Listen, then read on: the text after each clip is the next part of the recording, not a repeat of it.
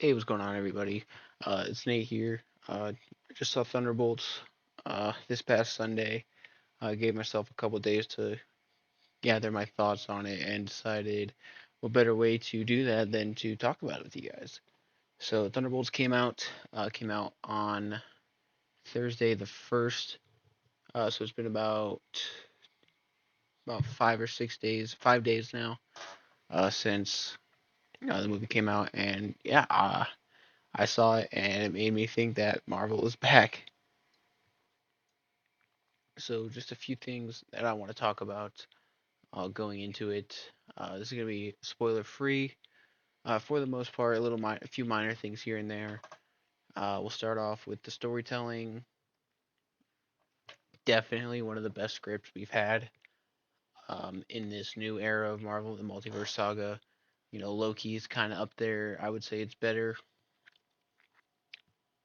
but from actual feature films, let me just go ahead and grab a quick list here, real quick. Excuse me. While I continue to talk. Um, oh my lord, excuse me.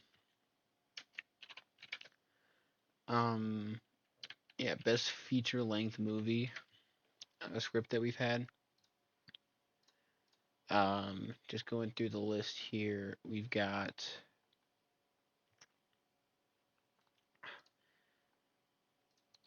um. Sorry, this is my fault for being ill prepared. So we've got Black Widow. It's definitely better than Black Widow. Shang-Chi. Yeah, I would say it's better than Shang-Chi. Better than Eternals. I'd say better than No Way Home, despite No Way Home being a really good movie. This overall script of Thunderbolts was better. Better than Multiverse of Madness, better than Love of Thunder. Not better than Wakanda Forever. You could just, for that one, you could just really, really feel the emotion and the passion that was put into that script. Uh, Better than Ant-Man and the Wasp. Quantumania, longtime viewers of the channel know how much we love to clown on Ant-Man and the Wasp Quantumania. Not better than Guardians 3. I'd say it's very close to Guardians 3, however. Better than the Marvels, better than Deadpool and Wolverine, and then better than Captain America Brave New World. So out of the multiverse saga, it's sitting right around 3, I would say. Yeah. Yeah, it's sitting at the third best script we've had since Endgame for a movie. I know a lot of the Disney Plus shows have had really, really good scripts. Loki is a great example of that. I thought the WandaVision script was really well done. But yeah, let's just get into it a little bit more. So, the reason why the script I feel was so great was the characters were just written really great. Yelena, played by Florence Pugh, starts off and she is kind of trying to find her way in her new role. She wants to be a face. She doesn't want to just be this shadow ops operative. Um, and her dynamic with all of the Thunderbolts is really well done, specifically between her and both David Harbour and Lewis Pullman, who play Red Guardian and Sentry respectively. Let's see, what else did I have here? The story overall, it's very well written. It tackles themes of self-worth, addiction, mental illness as a whole, mental health. And it's not really something you've seen out of a Marvel movie since probably right around, um, I'd say like Captain America: Civil War with some of the Bucky plot lines. Maybe, yeah, that's what I would say. Um, you get this really, really touching scene between Florence Pugh and David Harbour that talks about the death of Black Widow, Natasha Romanoff. It's really the first time that we've seen them kind of get together and like deal with that. And it was just, I was in the theater watching it, and it got to me. Like I'm sitting there like, yeah, this is really the first time other than the post credit scene of Black Widow that we really saw Yelena talk about it. I know she kind of did it in the Hawkeye show, but it just didn't feel fulfilling, I guess. This one it did. But yeah, so in self worth, English is kind of hard, guys. I'm sorry. Um, Very early on, Yelena establishes she's not fulfilled in what she's doing. She wants to be a face, and that's kind of where her character goes throughout the movie. Same with Red Guardian. Red Guardian, his big joke is that he wants to be on the Wheaties box. So he wants to be known for his heroism, and then overall mental illness. We kind of got that a little bit with Bucky's character very early on in his time in the MCU. He was over here. He was the shadow operative of Hydra, and he overcomes that, but it's never really brought up in a meaningful way for mental health. But as I said, I guess mental health was a big topic for Moon Knight, but I know a lot of people probably didn't see the Disney Plus shows. There's been a lot of Marvel fatigue. Seeing this, I'm getting ready to say Marvel is back. I'm gonna wait for Fantastic Four to come out, and I'll go see that. And if that's good too, because right now we've got I think four back-to-back projects that have just been really really good. I guess no, so yeah, Deadpool and Wolverine, which was really good. Then Agatha came out. I didn't love it, but it wasn't bad. But then you had uh Brave New World come out, or Brave New World. No, Born Again come out. Then you had Thunderbolts, and if Fantastic Four gets there too, they're on the right track there. Let's see. Addiction is brought up a couple times as well.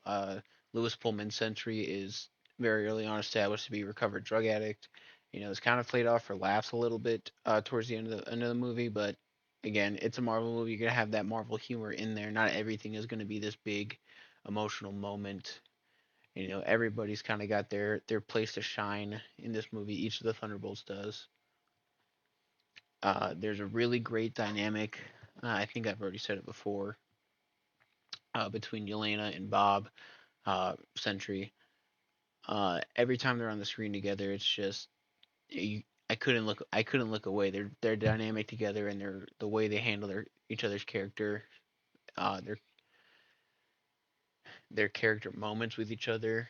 There's a scene early on talking about the darkness inside of them, which again, if I'm not going to spoil it, but go and see the movie and you'll understand what the darkness inside means.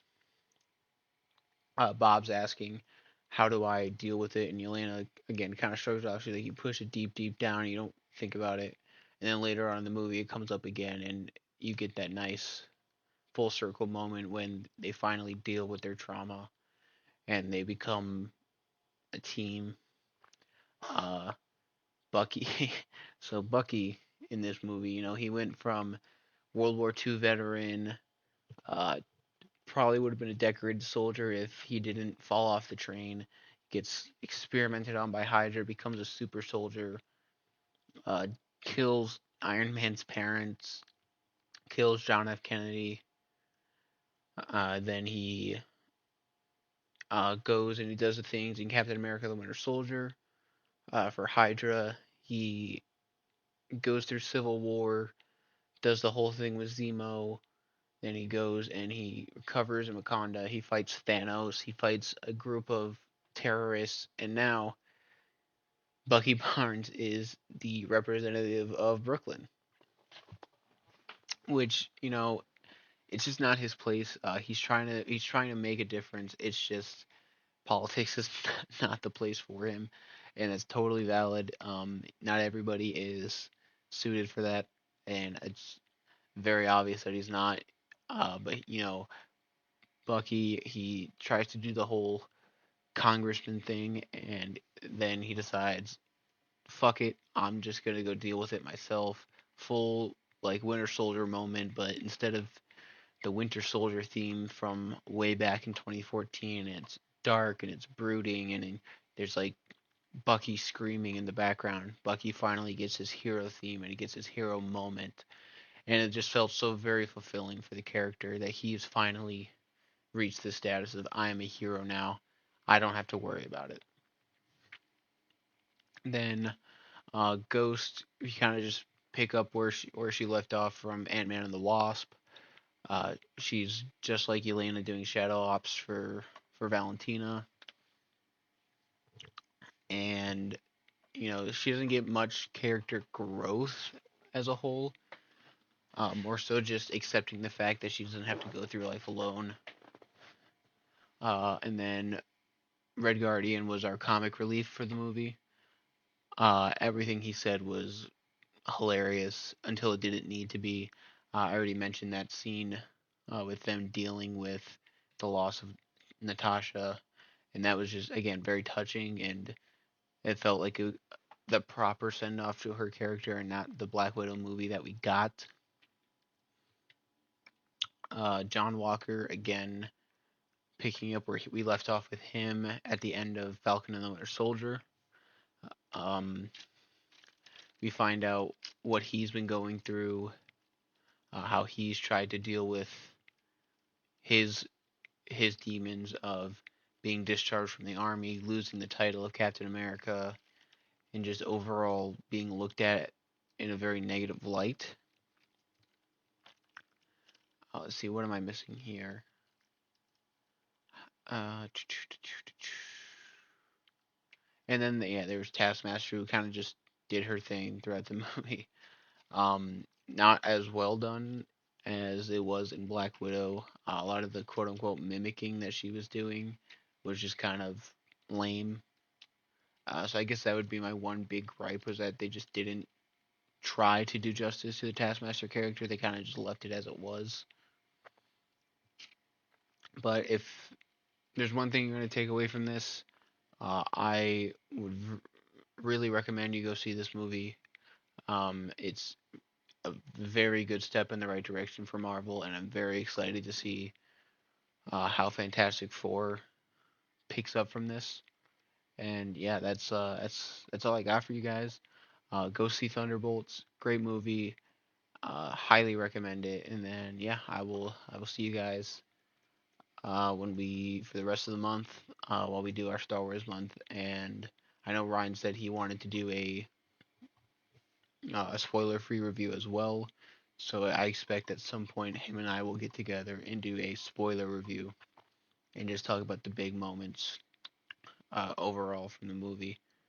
But yeah, we're gonna continue with our Star Wars month. We got some great videos coming out for you guys, and I'll see you guys in the next one. See you guys later.